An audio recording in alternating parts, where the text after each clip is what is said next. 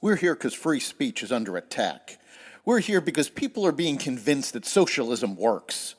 We're here because people are being judged guilty until proven innocent. We are fighting back with facts. This is not a safe zone, so buckle up, Buttercup. This is the raw, naked truth.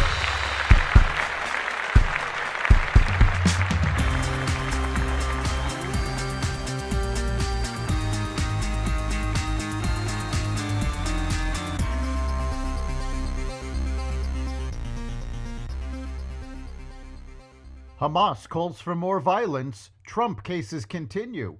Female athletes fight discrimination and more. Welcome to the Raw Naked Truth. I'm your host, Eric Lopkin, and here's the news you need to know. Hamas has called for Palestinians to confront Israel at the Al-Aqsa Mosque on Friday when the arrival of large numbers of worshippers presents a test for Israeli authorities aiming to sustain a fragile peace over Ramadan as war rages in Gaza. In recent years, the Islamic holy month has been an occasion for violent confrontations between Palestinians, Israeli authorities, and Jewish worshippers at the compound in East Jerusalem, considered the holiest site in Jerusalem and one of Islam's holiest. Hamas political leader Ismail Haniyeh last month called for Palestinians to march on Al-Aqsa at the start of Ramadan, which began Sunday.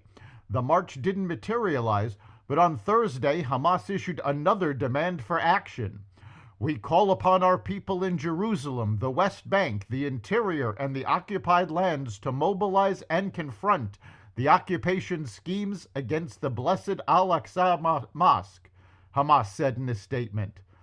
Protecting Jerusalem is among the utmost duties, especially as we are in the month of jihad and victories.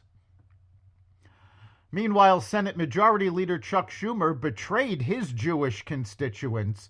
Kowtowing to the radical left, he called on Israel to elect a new prime minister to replace Benjamin Netanyahu in order to move toward a lasting peace between Israelis and Palestinians in the form of a two-state solution. The two-state solution has been proposed numerous times in the past, and it has always been shot down by the Palestinians, not by Israel.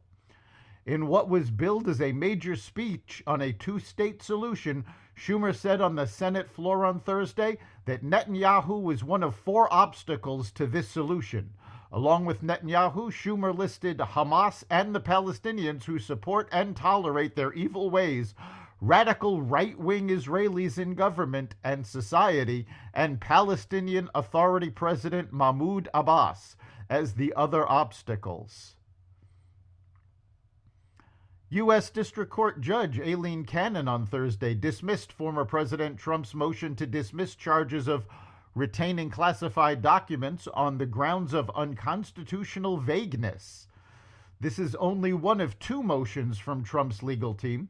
The judge has not ruled on the other motion to dismiss based on the Presidential Records Act. Defense attorney Todd Blanche argued earlier that the Trump position is that the Presidential Records Act gives the president the authority to retain documents he sees fit and essentially take them home or out of the White House. And if that's accurate, that alone is fatal to Special Counsel Jack Smith's indictment. Riley Gaines was among the more than a dozen current and former college athletes who filed a lawsuit against the NCAA, the University System of Georgia, and others in the U.S. District Court for the Northern District of Georgia on Thursday. Gaines, Rekha Georgi, Kylie Alons, Kathleen Wheeler, Ainsley Erzin, Ellie Eads, Lily Mullens, Susanna Price, Carter Satterfield, Kate Pearson, Katie Blankenship, Juliana Morrow, and athletes identified as Swimmer A, Swimmer B, Track Athlete A, and Volleyball Athlete A were among the plaintiffs in the case.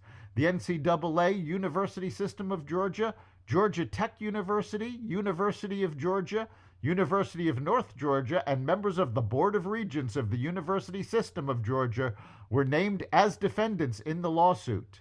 The athletes allege the NCAA and those involved in the University System of Georgia of denying them the promise of Title IX and pointed to the NCAA's transgender participation policy as the catalyst. The lawsuit accuses the defendants of multiple Title IX violations and the right to bodily privacy. New York Jets quarterback Aaron Rodgers has denied recent accusations that he allegedly shared conspiracy theories about the Sandy Hook shooting, reports of which surfaced after independent presidential candidate Robert F. Kennedy Jr. named him as a possible running mate in 2024. Rodgers shared a message on social media denying the accusations made in a CNN report published Wednesday. As I'm on the record saying in the past, what happened in Sandy Hook was an absolute tragedy. I am not and have never been of the opinion that the events did not take place, Rodgers wrote in a post on X. The accusations came from CNN reporters Pamela Brown and Jake Tapper, who are claiming Rodgers made the statement during a post-Kentucky Derby party. Rodgers' post, which was also shared on Instagram, was in response to the CNN report published after Kennedy confirmed that Rodgers was on his shortlist for VP. There has been no confirmation that Rodgers made the comments, and both reporters have been known to spin information to favor the left. The report is an indication of how much left-leaning Democrats fear that RFK Jr. will pull enough votes from Biden to swing the election. SpaceX launched the third test flight of its Starship rocket on Thursday and reached space as the company pushed development of the mammoth vehicle past new milestones. Elon Musk's company launched Starship at about 9:25 a.m. Eastern Time from its Starbase facility near Boca Chica, Texas.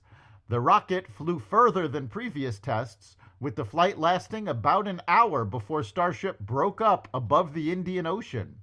The company noted that the vehicle did not splash down in the water, which was the intended ending of the flight. We have lost Ship 28, Dan Hewitt, communications manager at SpaceX, said on the company's webcast. The flight represents a significant step toward SpaceX completing prototype testing and beginning operational Starship launches. That's the Raw Naked Truth. You can catch every episode of The Raw Naked Truth at xvadio.com, the Apple Podcasts app, Google Podcasts, Spotify, iHeartRadio, Audible, Amazon Music, and other platforms that respect freedom of speech.